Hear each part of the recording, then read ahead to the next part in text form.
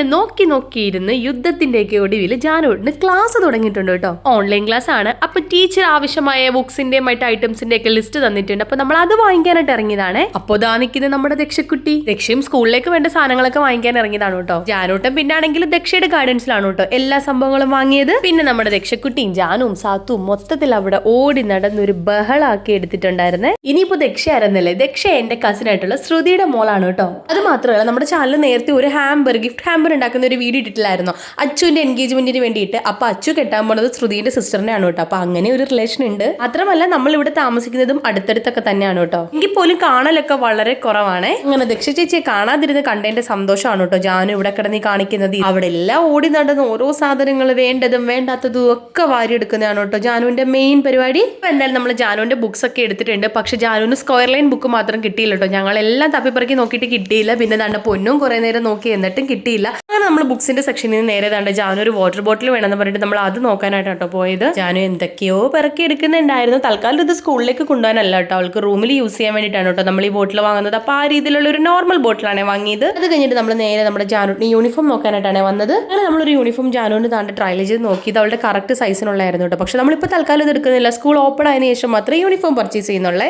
ഇതൊക്കെ ഇടയ്ക്ക് നമ്മുടെ ജാനു സാത്ത് ഓരോ ടോയ്സ് ഒക്കെ എടുത്തിട്ടുണ്ടായിരുന്നു കേട്ടോ. അപ്പൊ എന്തായാലും നമ്മൾ ബില്ലൊക്കെ അടിച്ചിട്ട് നേരെ ഫുഡ് കഴിക്കാനാണ് കേട്ടോ പോയത്. ഫുഡ് അടിക്കാൻ നമ്മൾ നേരെ പോയത് ചായക്കടയിലേക്കാണ് കേട്ടോ. അപ്പൊ ഇന്ന് രാത്രിയിൽ ബിരിയാണി കഴിച്ചാലോ എന്നൊരു മൂഡ് പിടിച്ചുകൊണ്ട് എല്ലാവരും ബിരിയാണിയാണ് കേട്ടോ കഴിച്ചത്. അപ്പൊ ഞാനൊരു ചിക്കൻ ബിരിയാണി, ബാക്കി എല്ലാവരും ഒരു മട്ടൻ ബിരിയാണി ആയിരുന്നേ. അപ്പൊ നമ്മുടെ ഈ ഒരു വീഡിയോയിൽ ഇത്രയേ ഉള്ളൂ. വീഡിയോ ഇഷ്ടപ്പെട്ടാൽ ലൈക്ക് ചെയ്യാനും ചാനൽ സബ്സ്ക്രൈബ് ചെയ്യാനും മറക്കല്ല. അപ്പൊ ഇനി ഒരു വീഡിയോയിൽ കാണുന്നുണ്ട്. Tata bye bye.